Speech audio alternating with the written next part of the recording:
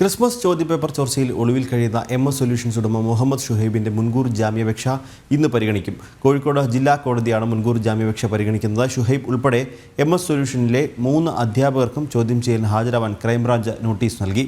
അതേസമയം ഷുഹൈബിനായി lookout notice പുറത്തിറക്കാനും സാധ്യതയുണ്ട്. Crime branch അന്വേഷണം ആരംഭിച്ചതിനു പിന്നാലെ ഒളിവിൽ പോയ യൂട്യൂബ് ചാനൽ ഉടമ മുഹമ്മദ് ഷുഹൈബിന്റെ മുൻകൂർ ജാമ്യാപേക്ഷയാണ് ജില്ലാ കോടതി ഇന്ന് പരിഗണിക്കുന്നത്. കോഴിക്കോട് SP KK മൊയ്തീൻകുട്ടിയുടെ നേതൃത്വത്തിലുള്ള ക്രൈംബ്രാഞ്ച് സംഘം ചോദ്യം ചെയ്യലിന് ഹാജരാകാൻ നോട്ടീസ് നൽകിയതിനു പിന്നാലെയാണ് മുഹമ്മദ് ഷുഹൈബ് ഒളിവിൽ പോയത്. തട്ടിപ്പുൾപ്പെടെ 7 വകുപ്പുകളാണ് ഷുഹൈബിന് മേൽ ചുമത്തിയിരിക്കുന്നത്.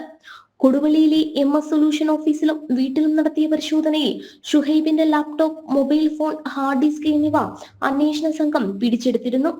മൊബൈലിലെ വാട്സ്ആപ്പ് സന്ദേശങ്ങൾ ഡിലീറ്റ് ചെയ്ത നിലയിലാണ്.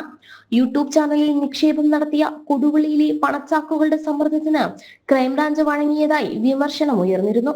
തെളിവുകൾ നശിപ്പിക്കാനുള്ള നീക്കം നടക്കുന്നതായും ആരോപണമുണ്ട്.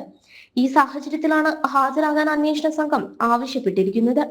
ഷുഹൈബിന് കോടതി മുൻകൂർ ജാമ്യം അനുവദിച്ചാൽ അന്വേഷണ സംഘത്തിന് അത് തിരിച്ചടിയാകും. ചാനൽ ജീവനക്കാരെ ചോദ്യം ചെയ്യാനും സാധ്യതയുണ്ട്. കഴിഞ്ഞ ദിവസം വിദ്യാഭ്യാസ വകുപ്പ് ഉദ്യോഗസ്ഥരിൽ നിന്നും ക്രൈംബ്രാഞ്ച് സംഘം മൊഴിയെടുത്തിരുന്നു. ജനം, കോഴിക്കോട്.